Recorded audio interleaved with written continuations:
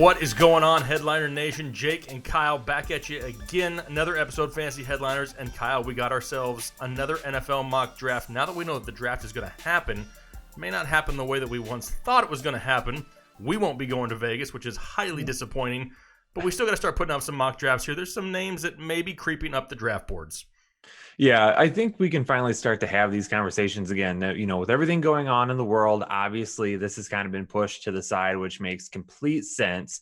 But the NFL has, just announced, actually right before we recorded this, just announced that the draft will in fact take place at the end of April as planned. So don't know exactly how they're going to do it or what's going to happen with that, but time for some talks to start heating up. It's time to start talking about the draft again. So buckle up, Headliner Nation. Let's get our minds off everything going on and just talk football for a little bit. Yeah, absolutely. Some more positivity to engulf ourselves with. We're going to get through all 32 picks here in the first round. We're not going to spend a whole lot of time. We're going to go through the picks, try to give you a brief description as to why we have that name there, and then move on. If you have questions, that's where we want to be interactive, so ask them down below. Maybe you see a player somewhere else. By all means, throw that down below in the comment section. Before we get into these top 32 picks, just a quick reminder, our fantasy football draft guide is on sale. Pre-order on our website, thefantasyheadliners.com. Right now, only $14.99. If you're worried about the NFL season and whether or not it'll even be played, don't worry.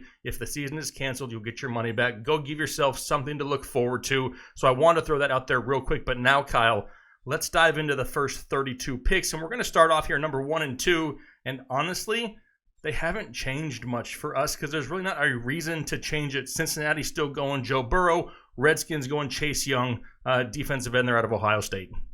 Yeah. 1 and 2, I don't think will change at all, no matter what. I know there's a little bit of talk that Washington may be looking at quarterbacks potentially, but I just don't see it happening. It's really hard for them to pass on Chase Young there. But as a Lions fan with them at 1.03, tell you what, if the Redskins decide to pass on Chase Young, I will not be disappointed whatsoever because that is who I would like to see fall there. Yeah, absolutely. He's an absolute beast. Right now, though, for the third pick, taking Jeff Okudah, defensive back out of Ohio State, back-to-back Buckeyes here at 2 and 3. And this one, we could really see both of us going a couple different ways. We love Isaiah Simmons. We love Jeff Okudah. They need some help in the defensive backfield there now that there's no more big play Darius Slay.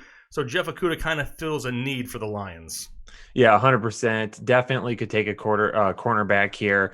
Don't take a quarterback. Don't do that. But take a cornerback.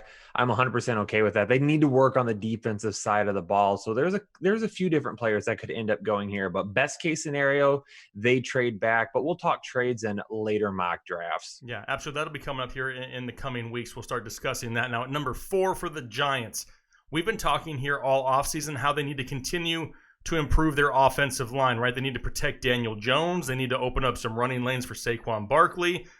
But I'm starting to think that Isaiah Simmons is somebody that's just going to be on everybody's draft board. The guy is just out of this world on the defensive side of the football. He can fill so many different positions and so many needs that I kind of find it hard that New York could pass on him if he's available there at number 4.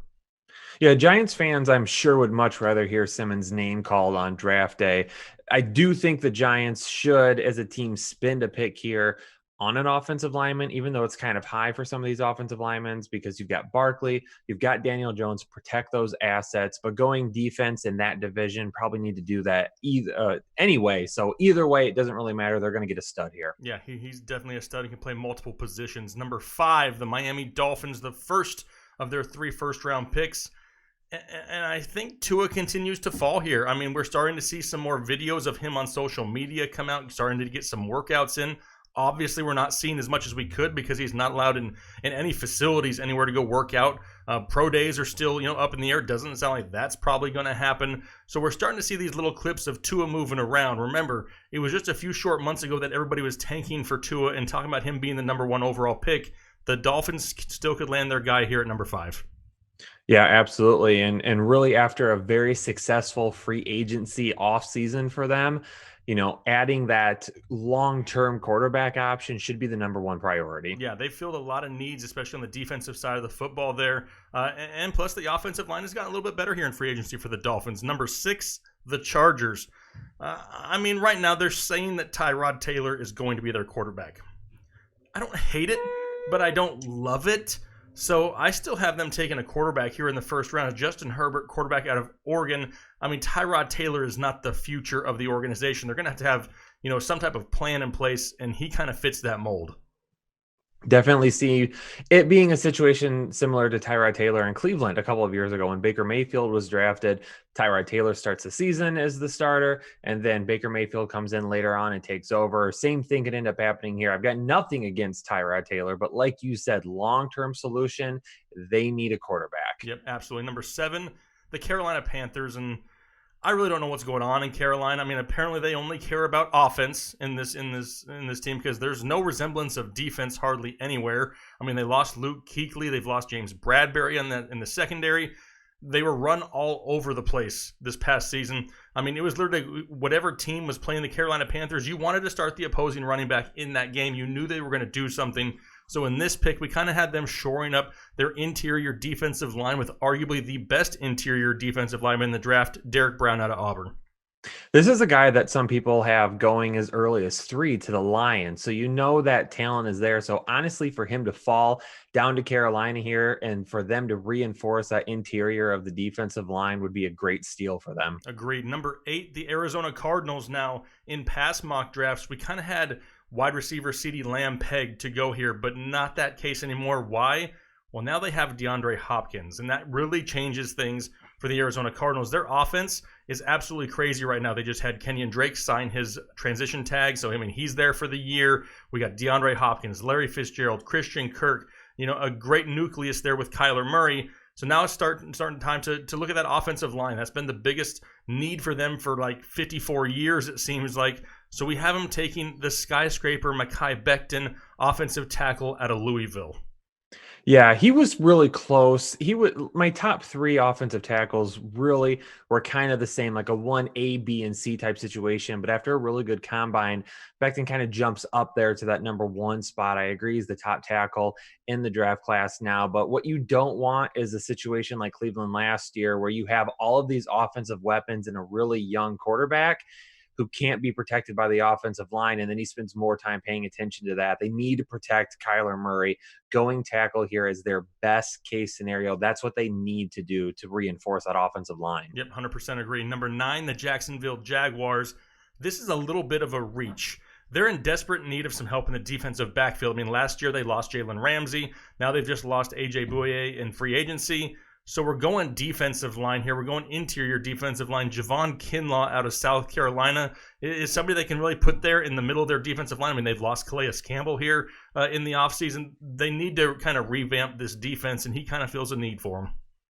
Yeah, the most successful Jacksonville's been in the last 10 years was a couple of years ago when they were known for their defense. When the defense was what was really propelling them to wins, they got to get back to that. They need to get back to that identity where their defense is what is helping this team win. And starting here in the draft in round 1 is where they got to go that route. That's right. Number 10, the Cleveland Browns. Now, another one of these teams who's stacked on the offensive side of the football, but we have to start protecting assets, right? I mean, we love the addition of Jack Conklin there for the Cleveland Browns through free agency. That's a great addition for the offensive line, but why not continue to add to it, give Baker Mayfield more of an opportunity to hit all these weapons downfield that he now has? We have them going offensive tackle Jedrek Wills out of Alabama. Yeah, and he was my offensive tackle number 1 when we did the first mock draft. So for him to fall here to Cleveland is great for them because I still think he's a great asset, a guy that can move around a little bit, has some versatility. He's had questions about what he can do at tackle. I think he's showed more than enough now that he can play that position just fine. Agreed. Number 11, the New York Jets. And just to be completely honest, I absolutely hate this pick and hope it does not happen. But they just signed Brashad Perryman, and arguably is he their number 1 wide receiver. Robbie Anderson's no longer there. He's in Carolina. They need a big playmaker. We have CeeDee Lamb going there out of Oklahoma. And as far as fantasy football goes, I absolutely hate that destination, but it fills a need. Yes, and they need a weapon. They need somebody there on the outside. I mean, they invested a ton of money in Le'Veon Bell. If they've got no receiver help, he's not going to be able to do anything either. So they've got to get somebody in there. Wide receiver in the first round seems like a lock for them right now. And the same thing goes for the team at number 12, the Las Vegas Raiders, another team that desperately needs some wide receiving help. And we've kind of had this guy pegged in this spot for the last 3 mocks. Also, Jerry Jeudy, wide receiver out of Alabama, arguably one of the best route runners, one of the most NFL-ready wide receivers in this draft, is definitely somebody who could benefit from going to Las Vegas. My problem with the Raiders is that everybody keeps talking about, oh, they need to replace Derek Carr. Why don't you stop talking about replacing Derek Carr and start talking about the weapons that can help make Derek Carr better? That's what they do here. This is a must-needed pick for them. I still think Derek Carr is going to be their starting quarterback in 2020. Yeah, I agree. If they surround him with some more weapons, the guy could put up decent numbers. Is he going to go out there and be the greatest of all time? No, probably not. But he's definitely able to win ball games. Number 13, which is now the San Francisco 49ers after making that trade with the Indianapolis Colts. And they could have gone a few different ways here. And I mean, we know Deebo Samuel there. They could be getting back last year's rookie Jalen Hurd could be coming back. They lost Emmanuel Sanders, though, here to free agency. And they need maybe a little bit more speed from the wide receiver position. Somebody maybe they can put in the slot. Henry Ruggs, wide receiver out of Alabama, is definitely somebody who could be pretty intriguing in the San Francisco offense. Yeah, if Dante Pettis had worked out for them last year, then I would probably say, they don't need another weapon. But because we really don't know what we're going to get from him after a really disappointing 2019, I do agree that giving Jimmy Garoppolo some better weapons here is a must-need for them. And one thing about Jimmy Garoppolo, too, is give him the weapons, because that last season, that full year back after the ACL tear, he could be much better in 2020 if he's got weapons around him. Maybe we don't see kind of the gameplay type quarterback, and we see more of a gamer, a guy that's going to throw some more deep passes and be a little bit more dynamic. Exactly. And Henry Ruggs, somebody who can make something happen, on a short route, would really complement Deebo Samuel well, I believe. Number 14, the Tampa Bay Buccaneers, now led by Tom Brady. They need to protect him, right? Because Tom Brady, we know he's not going to move in the pocket. He's used to having great offensive lines almost his entire career. That's something they need to continue to work on here. They also need to establish a run game. Got to go offensive line here. So we went offensive tackle Tristan Wirfs out of Iowa. It's just a little bit weird still hearing Tampa Bay and Tom Brady in the same sentence. But yeah, when you've got a quarterback that is that old, that is not mobile, and again, got to get the run game going. You've got all the weapons on the outside. Love this pick here. They need to go offensive line. Agreed. Number 15, Denver Broncos. Now, they really need a wide receiver to complement Courtland Sutton, but at this point, it's still somewhat of a reach for the wide receivers that are left on the board, in our opinion. They did lose Chris Harris in the secondary, which is a huge loss for the Denver Broncos. So we have them taking C.J. Henderson, defensive back out of Florida, to kind of help shore up the secondary a little bit, not be so, Swiss cheese, I guess you could say, there in the secondary, because Denver's going to need some help back there.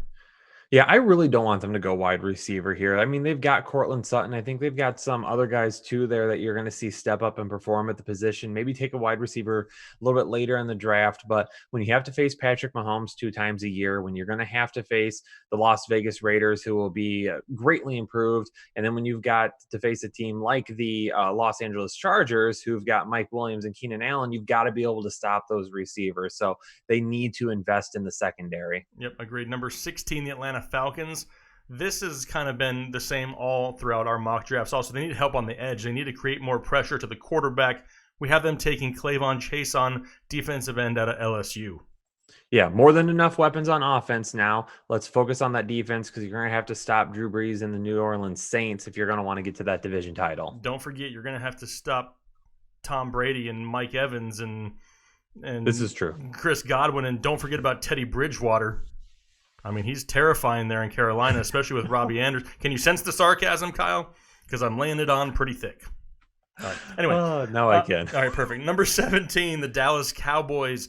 Losing Byron Jones was a big loss for them here in the offseason. They have a need there in the secondary also, and this is a name that they've kind of been tied to for quite some time. It's Xavier McKinney, safety out of Alabama, going to Dallas. Yeah, I would say for Dallas, maybe keep them in mind as a potential landing spot for an offensive lineman, especially with, the surprise retirement of Fredrickson. So we'll see what happens. But I like them investing in the defense. Like you said, losing Byron Jones is a big hit. Yep, absolutely. Number 18, the second pick for the Miami Dolphins. Now, in the first pick they had, they took Tua, right? We had them taking Tua, so now kind of a theme that we're continuing here in this mock draft: protect your investment. They did sign Jordan Howard here in free agency. Maybe they add somebody else in the draft, but they need to continue to solidify that offensive line. So we have them taking another one of the top tackles here in the draft, Andrew Thomas out of Georgia. Yep, nope, good pick here. Again, you spent your first pick on your future at the quarterback position. Now get yourself an offensive tackle who has this year to really establish himself, and then next year, when Tua is ready to go, he's ready to go as well. Yep, agreed. Number 19, the second pick for the Las Vegas Raiders. Now, in my opinion, they could have gone a couple different ways. They lost Tahir Whitehead, linebacker. He was one of their defensive leaders here in free agency. They could have gone linebacker here, but they also have need on the outside in the secondary. Have them taking Christian Fulton, defensive back out of LSU. Yeah, same thing I said a couple of picks ago. Same thing goes here as well. You have to invest in the secondary when you play in a division like the AFC West. They got to do that here. Agreed. Jacksonville Jaguars, number 20, their second pick here in the first round. Got him going safety Grant Delpit out of LSU.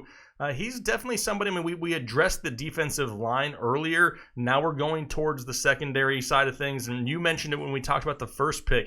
When the Jacksonville Jaguars were good, they had a really good defense. They need to get back to being a little bit more dominant on the defensive side of the ball because as of right now, they have enough offensive weapons to win ball games.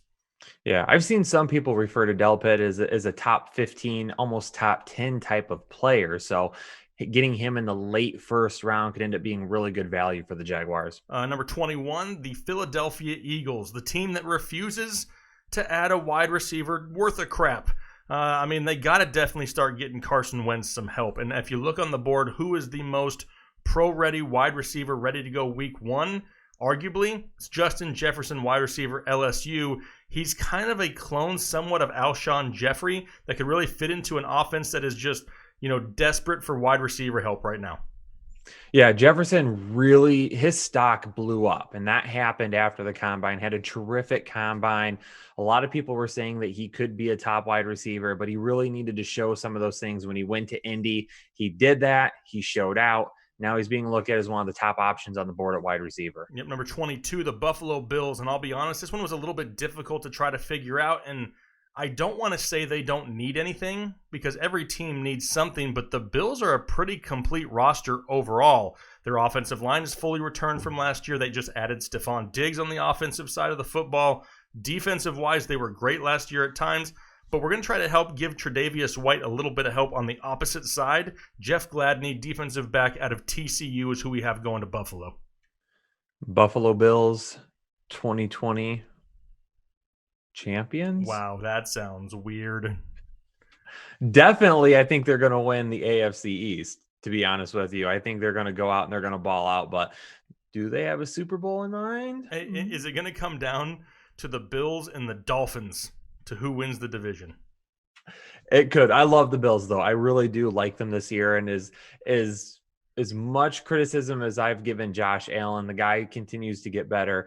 He could take another step forward with so many terrific weapons this year. So focusing on the defensive side of the ball is definitely where they should be going right now. Yep. And speaking of that division, next pick, 23rd overall, the New England Patriots.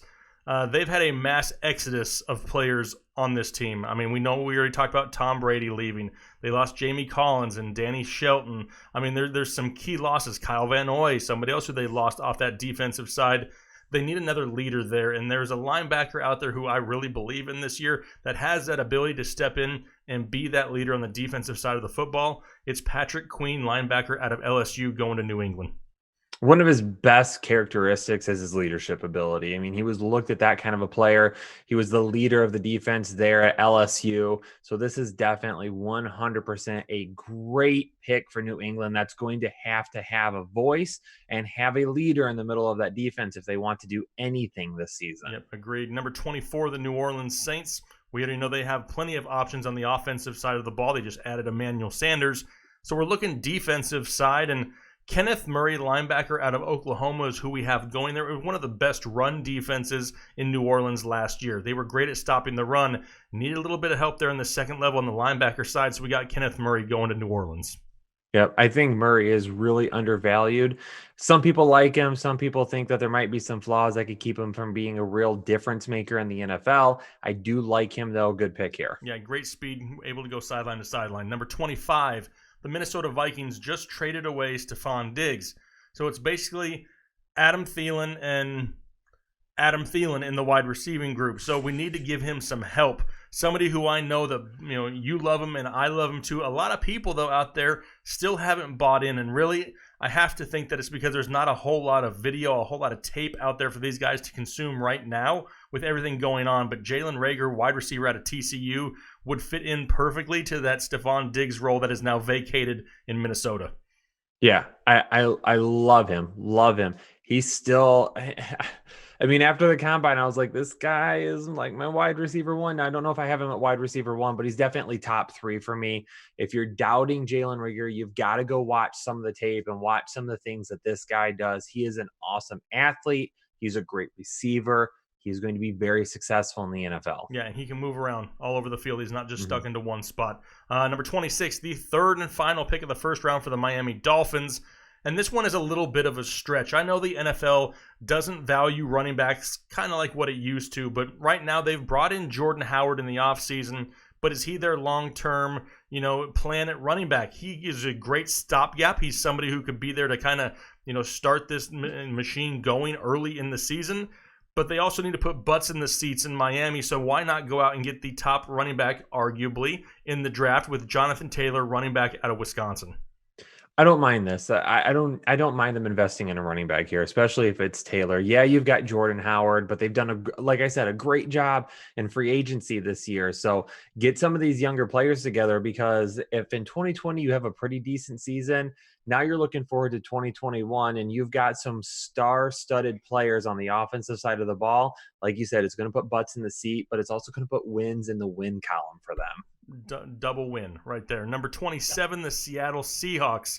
They have lost Jadeveon Clowney. There's some need there, rushing the passer, creating some pressure.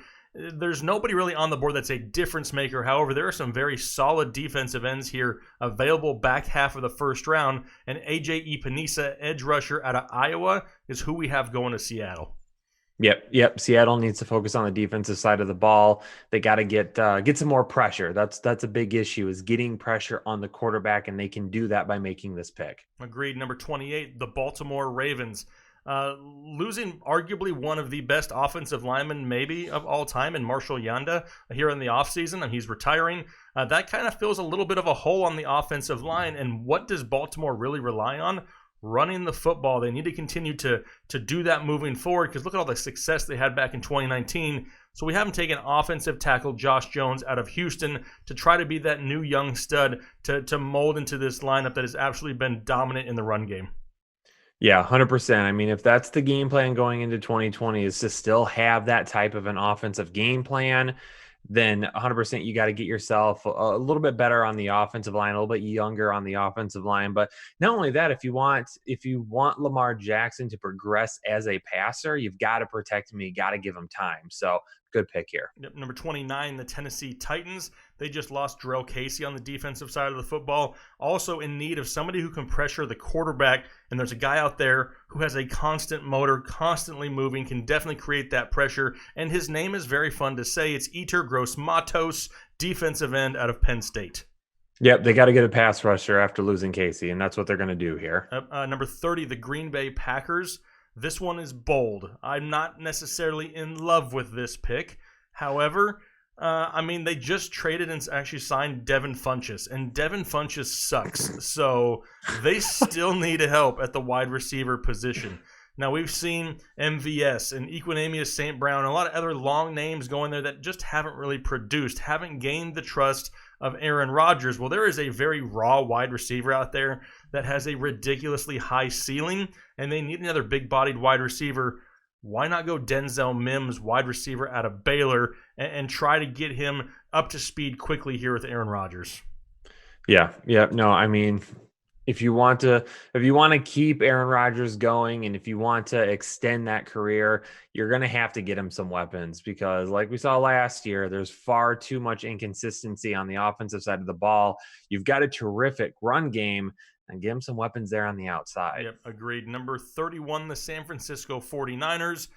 They just lost DeForest Buckner. That's a pretty big loss. They gained a draft pick out of it here early in the first round, but now they have that need on the defensive side of the football, and San Francisco created so much pressure on the defensive side of the football that it's something that they're going to have to continue to do going forward. Look at some of the teams that they have to deal with in their own division with Arizona's offense. Now Seattle has, at times looks like they're great on the offensive side. The Rams, you never know which team is going to show up, but they have that need there on the interior defensive line. So we have Neville Gallimore, defensive tackle out of Oklahoma. Yeah, not only pass rush, but also clogging up the middle to force those running backs to the outside. So then they can use some of that speed as well, push them out towards an Armstead or an out towards a Bosa, let the linebackers work a little bit. So really clog up the middle of that defensive line so running backs can't just scoot right through the middle of it. Yep, number 32.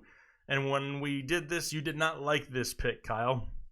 And I'm not going to say this. I didn't like it. It was iffy. It's a stretch, right? But the Kansas City Chiefs, they have some needs. Their defense at the end of last year was super solid, especially pass defense-wise. A little bit sketchy at times running the football as far as the defensive side of the line goes. So they have that need to go defense here. However, look at what this offense was with Kareem Hunt a few years ago.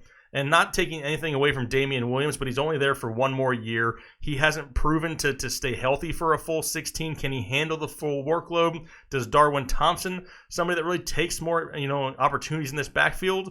Or do they take this chance to go out there and get arguably one of the best running backs in college football, somebody who can not only produce on the ground but through the air, DeAndre Swift, running back out of Georgia? Yeah, I think the one reason I'm kind of iffy on this one is because I think they could potentially wait and get another running back a little bit later on to go with Williams and Darwin Thompson if they still feel like that he is a guy that can help. So, I don't hate it, but I can tell you one thing. If this pick happens, there's going to be a lot of people very excited about it. Yeah, it's definitely something for everybody who plays fantasy football. If DeAndre Swift goes to the Chiefs, he's going to shoot up draft boards because it's a perfect situation for him, especially in dynasty leagues. Yeah. But hey, that was a rapid fire through the top 32 picks. There's a whoa, okay, some okay corral crap going on over there. But anyway, yeah, we absolutely flew through these picks, and we do that for a reason. We're not trying to make an hour and a half long video because everybody wouldn't watch all hour and a half, even though you're bored at home in your underwear probably right now. There's not a whole lot going on, right?